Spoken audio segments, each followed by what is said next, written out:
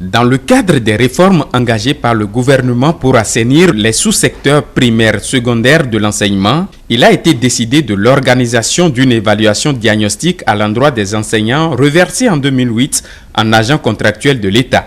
Prévue pour le samedi 24 août 2019, cette évaluation s'est normalement déroulée par endroits dans certains centres de composition. Dans le mono, le taux de participation des enseignants est de 57%. Lambert Maossi Bossou, directeur départemental de l'enseignement maternel et primaire du mono, n'a donc pas démérité.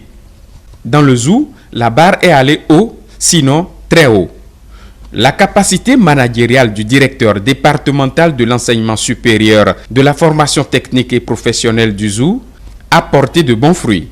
Dieudonné Gambiala tutoie la CIM avec un taux de participation de 97,23%. Toutefois, en dépit des multiples appels des différents syndicats, des particuliers et fort de l'assurance garante du gouvernement qui explique que son intention n'est nullement de détruire les emplois des concernés et de les renvoyer au chômage, par endroits, on dénote des signes de boycott. Les frondeurs qui s'opposent à l'évaluation ont fait des pieds de grue dans certains centres de composition. L'option de boycott prise par certains enseignants n'a pas empêché la tenue de l'évaluation diagnostique. Néanmoins, des situations conflictuelles ont été enregistrées par endroits entre policiers et enseignants. C'est le cas de Dassazoumé où les enseignants résistants ont été vite expulsés des centres de composition. À Parakou, il y a eu altercation entre forces de l'ordre et certains enseignants au lycée Mathieu Bouquet, le seul centre de composition du Borgou.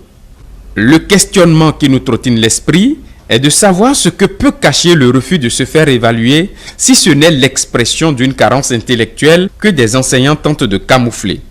Il faut bien sonner la fin de la récréation, celui d'extirper les cancres et les brebis galeuses afin de permettre au système éducatif béninois de retrouver ses marques de prestige. Au passage, nous devons décerner un satisfecit à la police républicaine qui, dans sa mission, a fait montre de professionnalisme. Bravo!